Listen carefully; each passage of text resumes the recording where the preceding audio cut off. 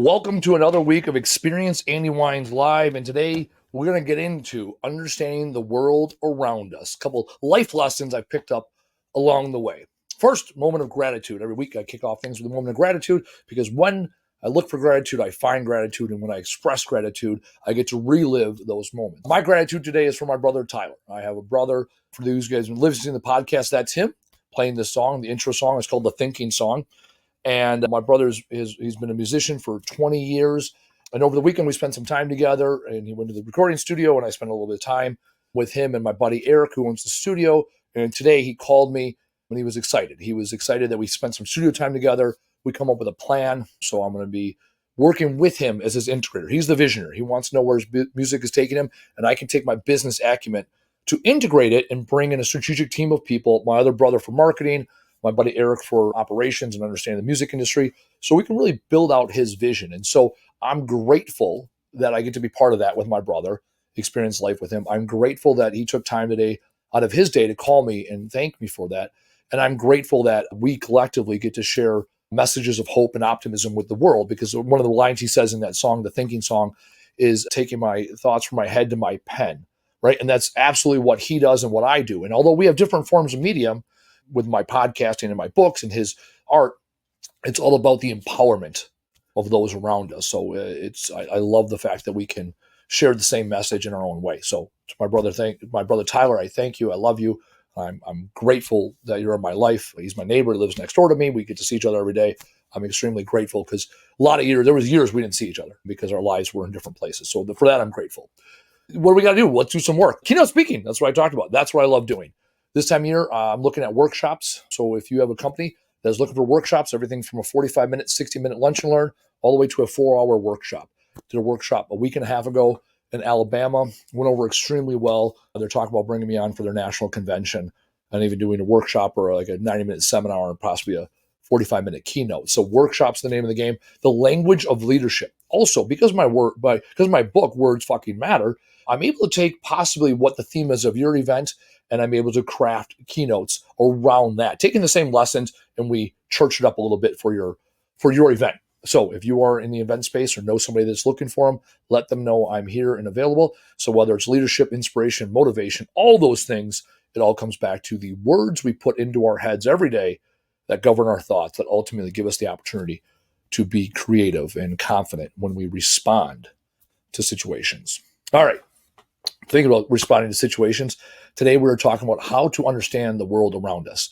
I was having a conversation earlier today and talking about why we are the way we are. And what happens is, I'll use the example, the University of Pennsylvania. They think of everything from an iceberg format, right? So you have the tip of the iceberg, right? That's what people see. That's your conscious. That's what's going on. And the 90% below the surface is your subconscious. So that's all the things working in the background. And sometimes those things work to serve you, and some things, those things do not serve you.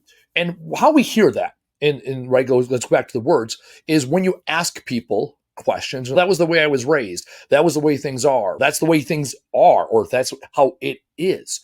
Right? What they're doing is they're allowing their subconscious to govern, right, the current state. So instead of being conscious and using their creative, confident brain to consciously take in this new data, they're automatically taking this preconceived idea or notion and implementing that solution to this new problem, right? And in business, we hear this all the time, right? It's very obvious. That's the way things have always been done. That's basically the brain of the business of your brain, right? When you're letting your subconscious take over, you're doing things the way they've always done because you've never taken the time to be curious and ask questions. I heard the statement or read it like a month ago or something, like or about a month ago or so. It is, a conclusion is merely the place in which we stop looking for new answers. And so that's what happens in life. We get to a logical answer at some point, and then we put that into our brain as okay, that's the way things are. And this can be governed by the way you were raised, your religion, your country, right? We think about EEOC, right? Race, religion, national origin, all right? All those things govern your subconscious. And then your subconscious shows up, and sometimes it serves, and sometimes it does not serve you. So one of the things that I grew up with my dad, we said, you judge a man by his boots. And I lived by that for 35 years. I'm like, yep, judge a man by his boots, right? And now let me break the sentence down. First, judge. Who am I to judge? That's God's job to judge. So that word does not serve me, right? Now I can evaluate, I can understand, I can accept people. Those are all things I can do. So let's say evaluate. Let me say I evaluate a man by his boots. I had someone ask me one time, I told him that, right? You judge a man by his boots. I said it very confidently because it came down from my father and his father and so forth. And it was a generational thing. And someone said, what if they're not wearing boots? And I said, that's all you need to know. And I know that because I'm part of the 13.9% of American workers who are blue collar. I love being blue collar. I represent being blue collar. I will, to my detriment, talk about how important it is to me to be blue collar. The challenge with that is now I'm alienating that 86% of people that are not blue collar, that do not understand what it means to wear work boots every day. So now I think, okay, does that work for me? Judge a man by his boots. Okay. Rather judge a person, right? Because maybe it's not always a man. I can certainly evaluate all people, right? Okay. So evaluate a person based on their footwear. Well, I can still use that now, right? It's a very simple analogy, but now I can look at it and say, okay, does this thing apply to the person? I bring people here to my warehouse every day. People come here and do tours. I do one-on-ones. We get lunch, right? Certain people, they might have really nice shoes. And who am I to say nice shoes, right? Maybe they're coming from an office. In their environment, that's what they wear. And that's what works for them, right? I often talk about I show up every day in a t-shirt and camo pants and go to networking events, and I travel this way and I'm shown this way. Certainly people are looking at me in such a way. I do it as a way to get people to then come to me and ask me, what's with the get up? Why are you looking different than everybody else? It gives me an opportunity to stand out in amongst people that are all just standing in and fitting in. And when it comes to networking, it's about representing your brand and your marketing, who you are and what you do. When I show up, it's pretty obvious who I am. And so people see the work boots, and so that makes sense. I also had a recent situation a year ago or so. I had a gentleman come into my warehouse wearing white shoes in a warehouse, and he was here to sell me a forklift. He came in, nice jacket or blazer. I'm not sure. I had someone tell me later whether it was a jacket or blazer. It doesn't matter to me, right? White shoes and driving about a $120,000 Land Rover, right? And here's a guy trying to assimilate to me, selling me a forklift. I talked to the president of that company afterwards because he's a friend of mine. And I go, that guy's a pompous ass. Everything about him was pompous. I didn't really care for him because of his nice car and his nice shoes and all these other things. And it was true. I really didn't care for the gentleman. Now, when I went to go buy the forklift, though, he was really knowledgeable. He knew his shit. He sold me the forklift. We pick it up this week. We waited over a year for it. And yet he was really good at his job. And so that case, I looked at him. I evaluated him as a person, judged him even, didn't serve me. At the end of the day, is can this guy sell me a forklift? Yes or no? Him driving a really nice car and being in his mid-20s, me being 40 and never having a nice car like that, that's my own insecurity, right? Him wearing white shoes in a warehouse, you know what? If he scuffs them up, that's on him. Who am I to judge? At the end of the day, the job is to buy the forklift, which we were able to do. And so in a simple example like that, I was raised in a certain way. I held true to that way, and yet it did not serve me. And so when I go into life now, I evaluate and understand the world around me. Why are things the way they are? I'm overly curious to figure out why things are the way they are. And what ends up happening now is when I ask questions that matter, not what shoes are you wearing, what car you're driving, right? What forklift do you have available? Why do I want to buy this forklift from you and not the other people? Right? When I ask the questions that matter, I start getting answers that matter. Earlier today, we were in our meeting. At the end of our meeting, we always rate our meetings 1 through 10.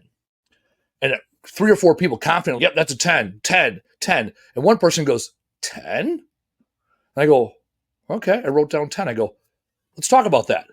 The word was 10. The way you said it wasn't 10. Right? And so I focus on the 7% of communication that's verbal, not the 93% that's nonverbal. Right? That's tone and facial expressions, all that other stuff that is subjective and sometimes can get us in trouble. However, I look to see those two things match. And in that moment, I realized, well, hold on. That tone of 10 wasn't that confident. 10.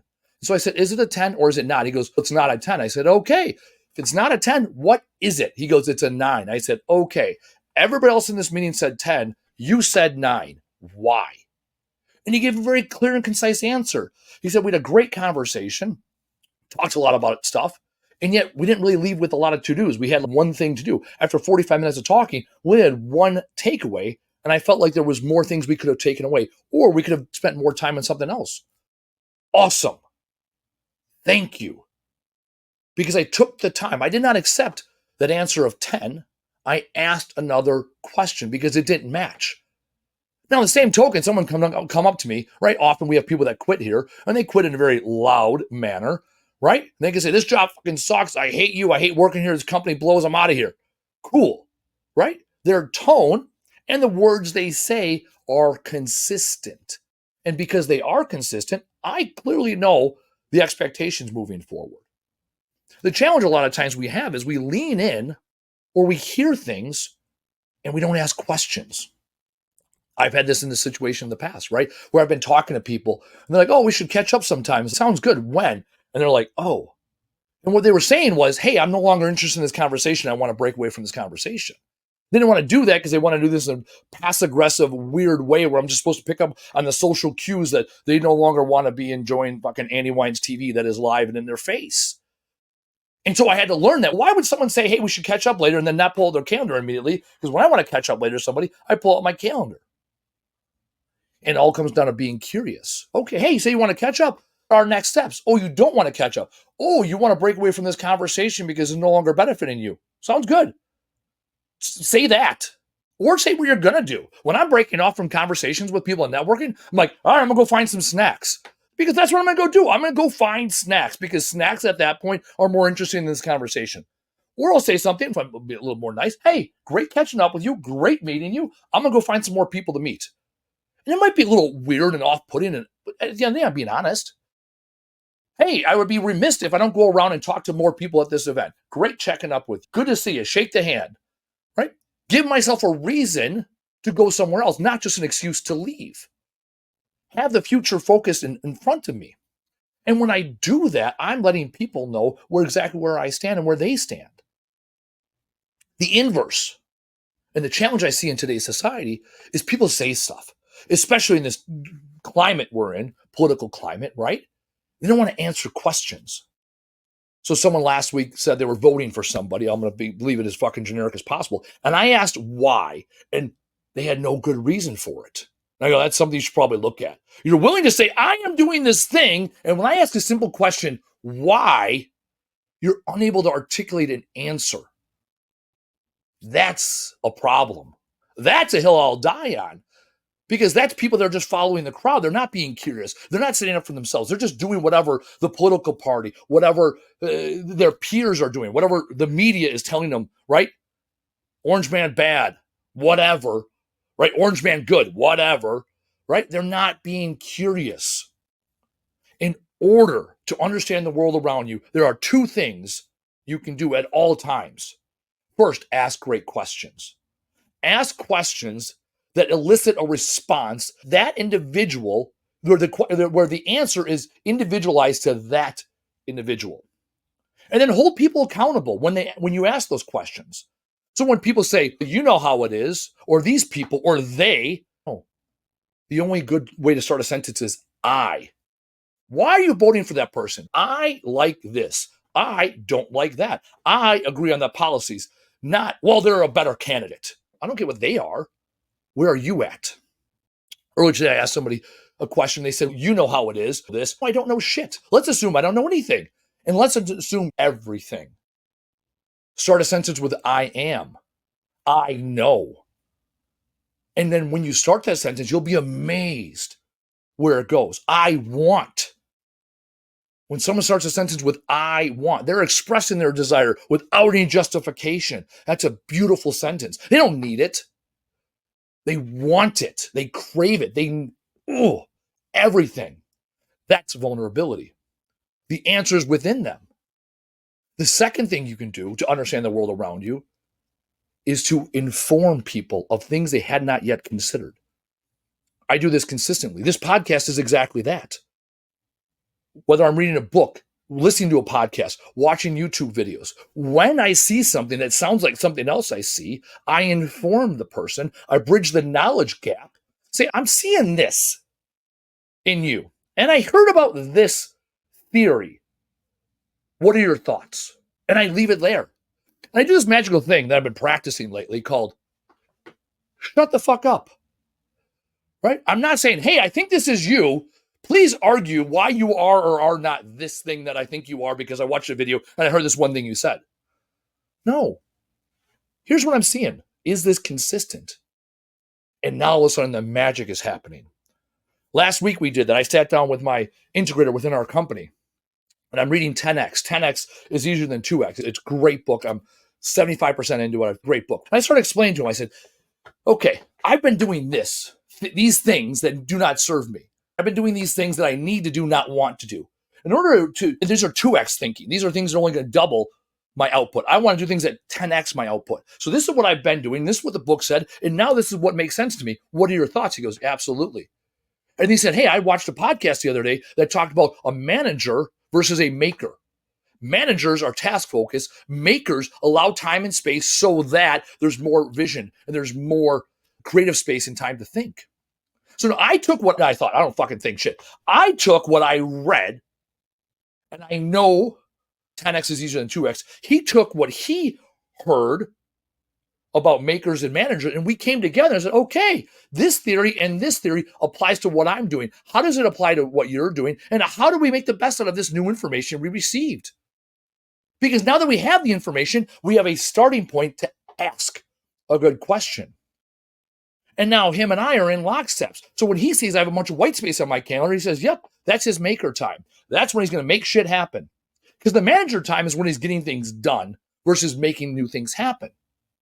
And when he sees that I'm going to go golfing with some other key executives, oh, that's him working on his networking. That's him working on himself. That's him taking time out of the business to work on the business and on himself. Good job. Go do more golfing because we both know per the plan, it's going to make the business grow.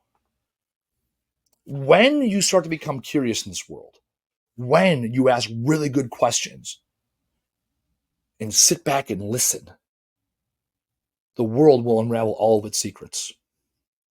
And when you're not sure where to start, read, watch a podcast, listen to a video, talk to somebody that may know something more than listen for information that'll spark new ideas in your head so that next time you're in a conversation, next time you see the world, next time you are struggling to understand what's going on around the world, you can take compare it to what you know and ask a great question.